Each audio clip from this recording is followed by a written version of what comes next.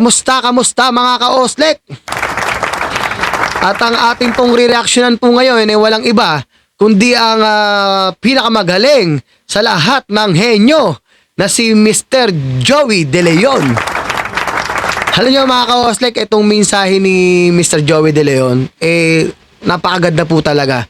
Tatagos at tatagos po talaga sa puso't isipan ng mga tao. Lalong-lalo na po sa mga nakalimot, yung fake bulaga. Naku.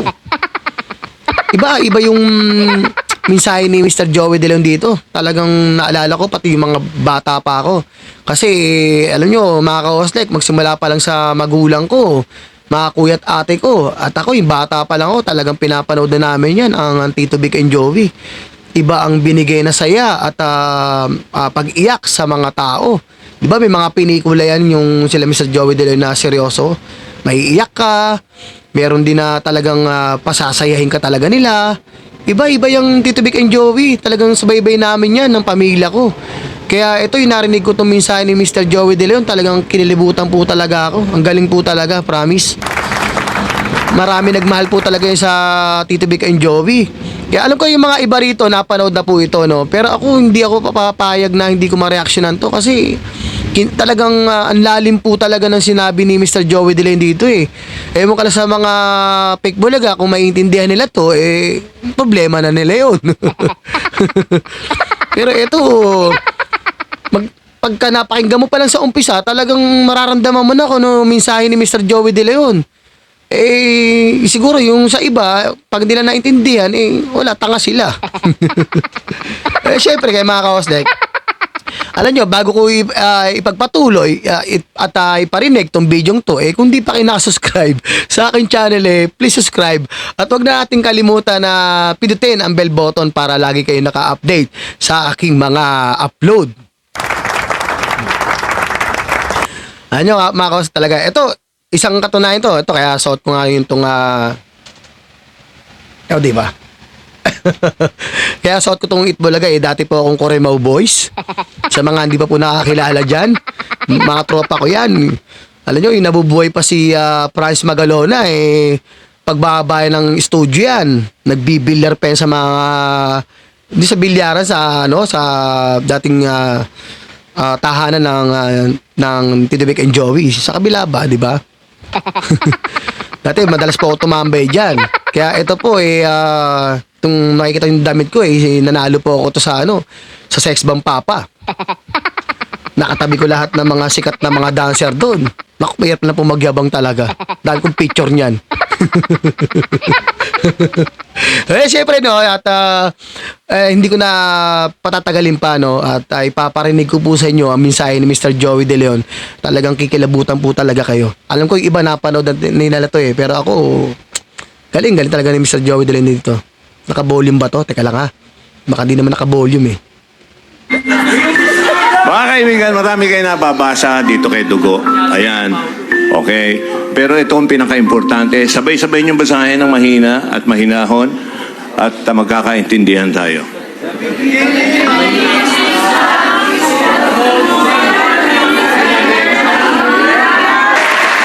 Ibig sabihin, pag ginamit niyo yung utak niyo, hinalo-haluhin niyo pa, tatalino kayo, magkakaroon kayo ng wisdom.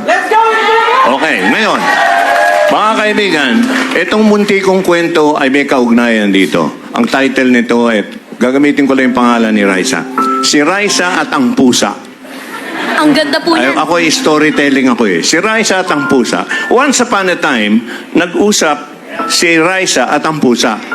Ang sabi ni Raisa, "Hoy Pusa, ano pangalan mo?" Sumagot ang Pusa. Ang sabi ng Pusa, "Wala." Sabi ni Raisa, "Ano? Wala kayong pangalan? Ako, Raisa. Ikaw, walang pangalan?" Ito ang sagot ng Pusa, "Oo naman. Kayong mga tao, may mga pangalan kayo kasi hindi nyo lubos na nakikilala ang mga sarili nyo." Yun ang sabi niya. Kaming mga pusa, alam namin kung ano kami. So, nakuha nyo yung aral? Ibig sabihin, know yourself. Kaya kami, mga kaibigan, katulad nyo, kami mga Dabarkads, kahit saan kami mapunta, kilala namin kayo at kilala nyo kami, kahit ano pa ang pangalan namin. Salamat po at maraming salamat po.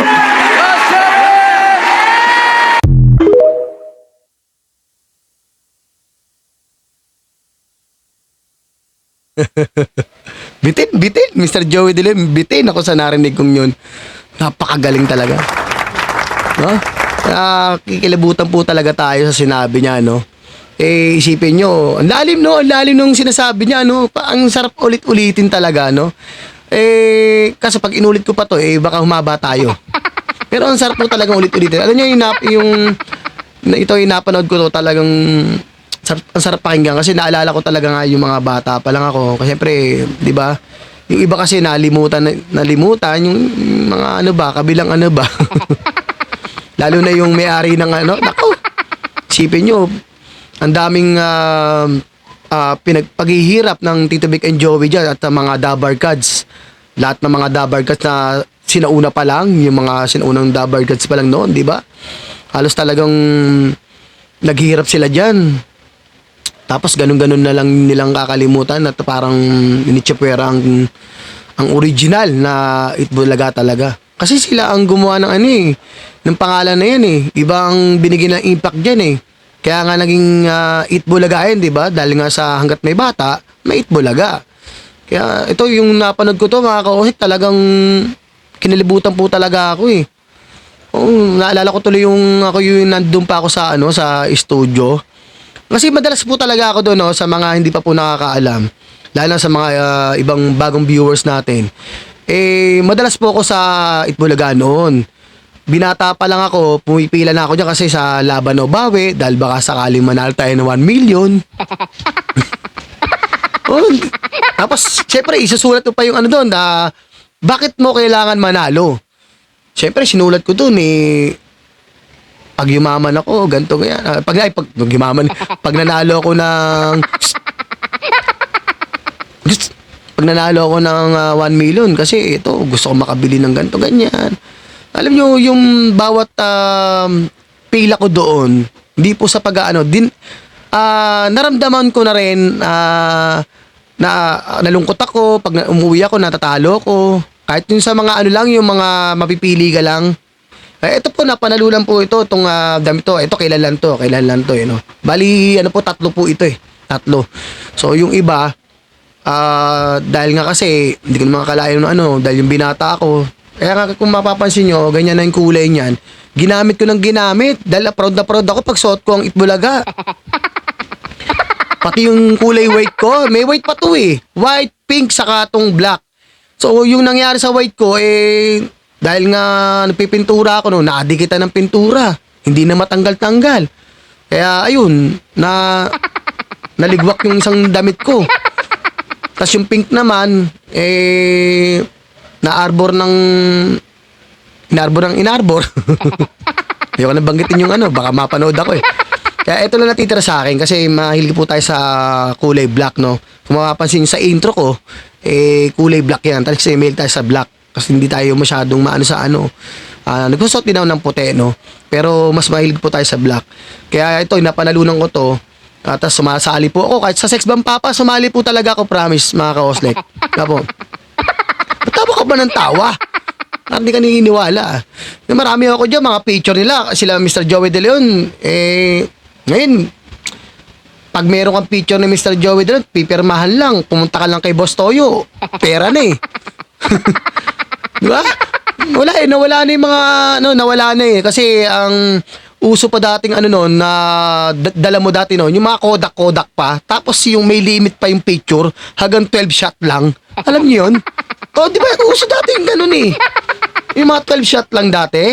Hindi pa yung, ngayon, mantusawa ka. Sige, ganyan ngayon Kaya pag naalala ko yung picture namin nila Tito Vic and Joey noon, totoo lang mga kausap, ang dami kong picture na yung mga yan. Alam na mga kapatid ko kasi matagal po ako sa Itbulaga. Kahit mag-isa ako, pumipila ako. Nasabay yung umiiyak dito. Pag naalala ko yung naiiyak tuloy ako Hello? Ba't hello? Hindi kasi, alam nyo, gigising ako ng mga bandang 12:30 AM, tapos pupunta na ako sa Itbulaga. Kailangan 2:00 nandoon na ako Tapos kilala ko na rin yung mga nagpapalista ron, hanggang sa may mga nakilala tayo doon ng mga Corimao Boys. Kaya isa na rin na, pati mga barkada ko na rin, naging Corimao Boys din yung mga yan. Pero hindi kami ang original May original talaga yan na Corimao Boys talaga. At yung Corimao Boys na yan, ang nagpangalan talaga dyan, si Francis Magalona. Yan. Ba't yung ba? Ito palakpak ba? Si Francis Magalona po talaga. Uso pa dati yung mga, oy, kabisado pa, kabisado pa. Hindi na bagay sa akin. Dati gano'n, may mga ID pa kami dyan, ha? Kasi meron kami, alam ko dyan, ang pangalan, Uncle Bert ata yun. Nalimutan ko. Hindi ko alam kung buhay pa yun. Kasi may edad na rin yun, eh. Yun yung nagpapasok sa amin doon, pag kami mga barkada ko. Pero pag mga barkada ko, tinatamad na sila, na pumupunta, kahit ako mag-isa, pumipila ako doon. Kasi gusto ko talaga manalo ng 1 million. Sino ba ang taong di di ba? Alam mo yung pagpila mo, isang pila lang, mananalo ka na. Siyempre, go lang ng go. Hanggang sa natapos ang laban o bawi, hindi po ako nanalo. Pero tuloy-tuloy ang pila ko noon. Kahit nga may asawa na ako, mga ka-Oslek, mga kadabar cards, kahit may asawa na ako, pumipila pa rin ako sa laban o bawi. Kaso na talaga, nawala na yung laban o bawi. Kaya nanghihinayin na talaga ako. Sana ibalik nila, nila Mr. Joey De Leon, At yung dapat nakaraan nga po talaga, nandoon po ako sa TV5 kasi sinasama ako ng pamain ko na si JG Bar TV. Kasama ko dapat yan, sila Chris Ulo. Yan kaso hindi po ako napasama kasi nga may trabaho po tayo kaya ayun po ang mahirap. Pero dahil nga ito, kahit paano, nakapag-reaction tayo, lalo na yung napanood ko nga po ito. Itong video to mga ka-Oslek, alam ko nga po na nakapanood na rin ng iba na to. Kaso hindi, pag maganto po talaga na yung mga magandang mga bitawang salita ni Mr. Joey De Leon, napakalalim, po mga gustong-gusto ko talagang marinig. Lalo na nalulungkot ako dahil nga syempre, di ba may edad na rin sila ngayon. Lalo na pagka dumating panahon na tumanda na talaga sila, hindi na sila alam yun, yung lahat ng tao tumatanda, kahit kayo mga viewers dyan, hindi na, kahit gusto pa natin bumata ng bumata, tatanda pa rin tayo. Tatanda pa rin tayo. Kahit na anong gawin natin sa mukha natin. Pero syempre, iba pa rin yung inaalaga natin sarili natin, Gusto pa rin natin na maging bata-bata pa rin. Pero ganun pa man, iedad po tayo. At yun nga, hanggang sa maalala na natin sila, o sino man yung mga, iba kasi impact niya na yung Tito Vic and Joey. Di ba mga ka-Oslek, talagang kaya pag nalulungkot talaga ako Iba rin yung hirap ko na pinuntahan ko dyan sa pumipila po talaga ako kahit madaling araw. Hanggang may nakakilala po tayo dyan ng mga kaibigan, kaya tumagal po tayo dyan. Ang baon ko lang noon, totoo lang po, hindi po ako siya ang baon ko po dyan, meron po akong sardinas. May pritong itlog sa langgunisa. Baon ko na yun kasi kailangan ang pagpila mo dyan ng 2 a.m. Alam ng mga manonood dyan kasi kung nakapila na sila dati 2 a.m. nakapila ka na dyan para kasi may bilang yan, may bilang po yan nakadepende po yan sa reserve. Kunyari merong natirang 100 katao na upuan, so hahanap yan ng 100 katao sa labas ng studio. Kaya pagka minsan merong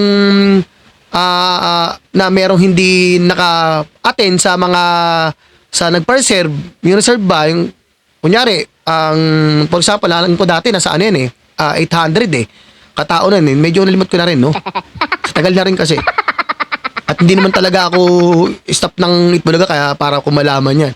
Na 800 at 700 yung 650 yung naka-attend. So 150 kukuha yan sa labas ng studio.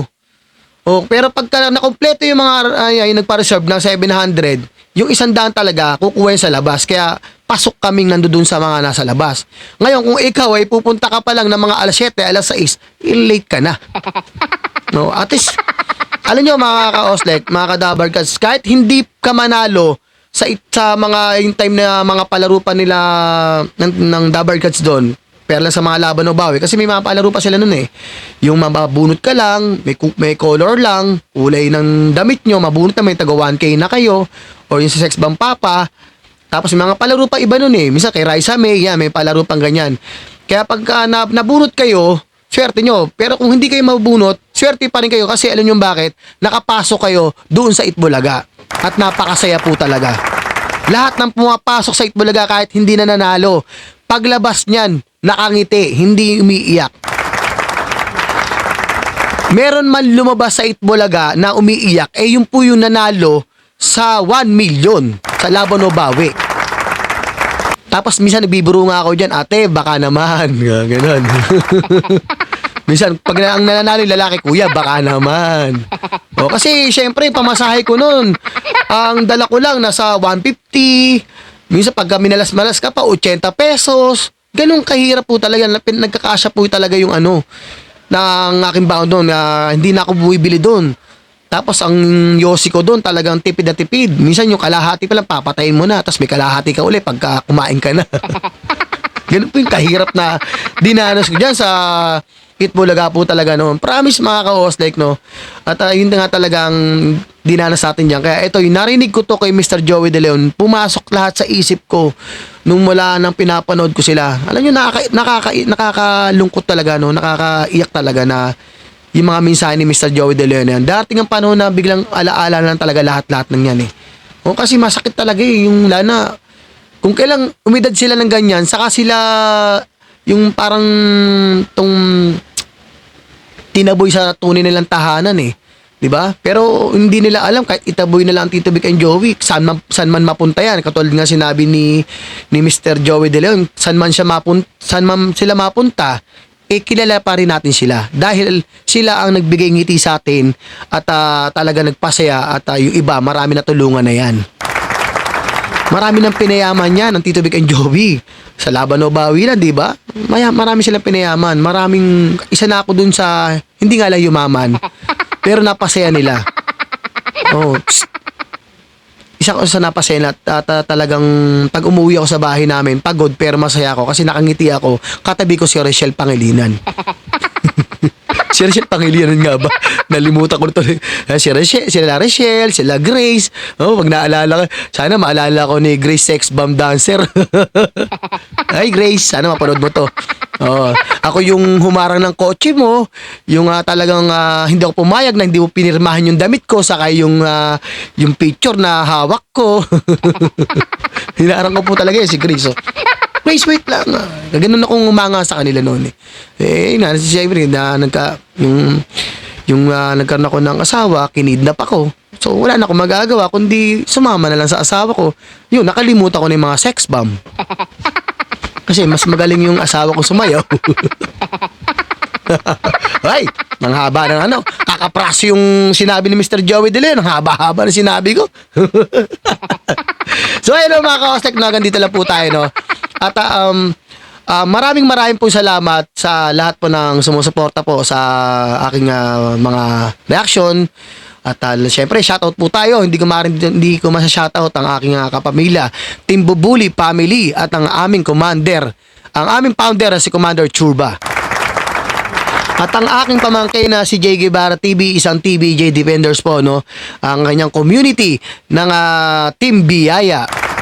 At sa lahat po ng mga kaibigan namin dyan, ang Bubuli Hong Kong Chapter, Bubuli Japan Chapter, Team Amazona, Jurix Words, Team Ana, yan, at Team Kabungal. Siyempre gusto ko silang i-shoutout. Kahit wala sila dito sa premiere ko, gusto ko silang i-shoutout kasi mga kaibigan ko po sila.